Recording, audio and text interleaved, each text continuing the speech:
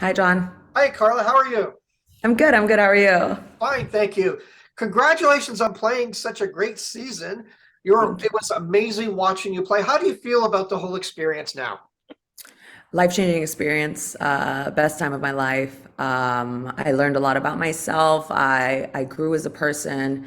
There was a lot of overcoming, and for me, it was just an amazing ride.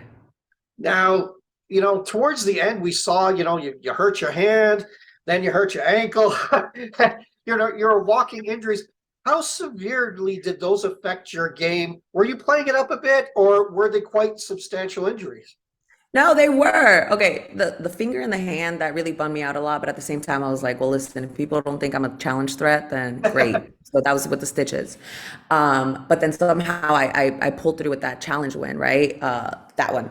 And then I think when it came down to the dehydration one, that's when I really was like, wow, my body has given up and I've never felt this happen. And I thought I was done. Like I was like, I don't want to be out here if my body is going to be like this. And my brain still wants to fight, but my body is like, Karla, give it up. Right. So it took a lot for me to continue to push through. And clearly, as you saw, I was pretty close when it came to that final five immunity challenge. And I was still pushing through despite my really, really, really sore ankle. Yeah. Well, you did manage to snatch that advantage away. How did you feel about that? Because I mean, he was pretty ticked at the time. Owen was beside himself that you actually outsmarted him. He was. You know what's funny? Because I was limping. I was running and limping through the beach, and I was like, no, this can't be the way that I go, is limping. Um, I actually felt very bad because we were both at the same tree, and then I'm just like, got it. And immediately, he starts like letting his frustration out. But I would feel the same way, right? If the one Yeah. person that you didn't want to find the advantage found it. But I walked away immediately, and then I was like, let me read this because I'm gonna move away from that, right? Like let him do what he has to do. Yeah. And but it didn't help. Now we saw you throughout the game. You worked for the most part. You were working really close with Cassidy. You guys were really tight, working together. And then wheels came off the cart, and you guys seemed to have this very big rift. And what happened on your side of things? What happened during all of that, and why did you guys have that kind of falling out when you were so close and worked so well for a lot of the time? Yeah, yeah. So I'll say this. I think it was the moment that we got to the merge. Right. I saw her making her own relationships and I was like, do your game, right? And that's when essentially our relationship stopped, being what it used to be at Coco. And that was okay because I was forming strong relationships with Jesse and Cody. And I was like, let me play my own game. She can play her own game.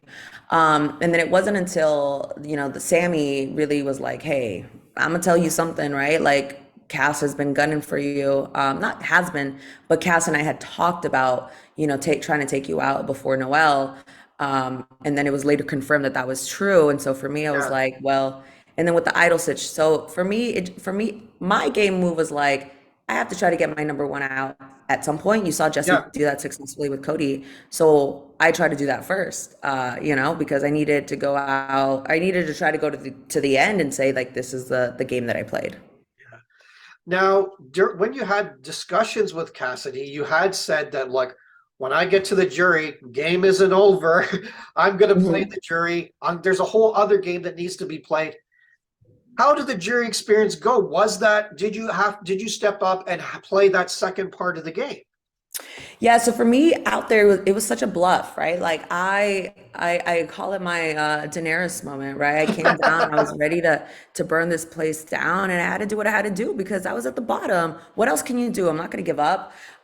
So I was in that game mentality. I'm gonna say what I say because it's a game to me. Right. And so it was very different when you get to the jury, honestly. Like it's not as like crazy as people make it seem. You sit down at a table, whether it's at lunch or whether it's at dinner. Once Jesse was taking out, and then Jesse came into the game, into the jury, into Ponderosa, we were like, "What do we do?" Because clearly our winner was right here next to us. So what's the move now? Right. And it was literally a lot of deliberation, and everyone's, voice was essentially heard. Some people a little pushback here and there, and we really just wanted to see what people's resume was and what a move that people made in a game where everyone was afraid to make a move. What's the one move that you can own and say that was yours? That was, I think, our ultimate, deciding factor. Now you played a very, very strong game, one of the strongest we've seen in quite some time. You made some Thank you. really, sharp and clever moves. Looking back, do you regret any of those moves that you made, or do you think any of them were missteps on your behalf? No, no, I don't regret anything. I think if I were to do things differently, right? Yeah, Like no regrets, right? If I were to do things differently, sure. I would have tried to make take a swing at Jesse before. Right. The moment I met him, I said, we're very similar people. We have very similar backgrounds. We both went to Berkeley at the same time. We Yeah. know some of the same people, right? Like, I kind of know who this guy is. Right. And I said, I was like, I think we the one to take him out. So I wish I would have been a little bit more bolder post merge. But when you're in the majority and you're, kind of essentially helping call shots, and all three of you have idols, you Yeah. sit pretty. So that's the comfort took over.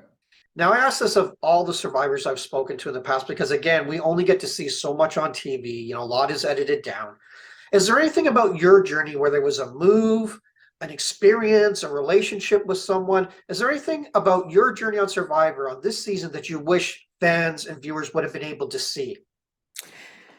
I think the one thing that I would have really wanted fans to see were the conversations that Jesse and I had around what it means to grow up the way that we did, to grow Yeah, up, in the inner city, to both be, struggling growing up, and then how we used education to essentially support our lives.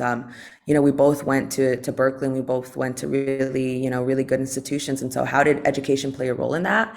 I think would be beautiful, and just the impact that growing up the way that we did could help our game and the way that we played the game. I think could shine a light on the way that people can, inspire people to yeah, apply.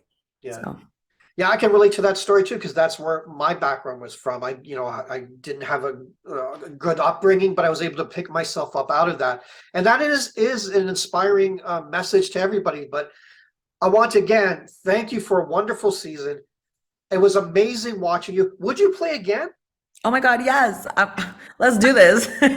I'm Well, ready. I'm stronger than ever now. well, that's great news to hear. But thanks again, Karla, for a wonderful season. It was a pleasure watching you, and I really do hope we get to see you again. Thank you so much.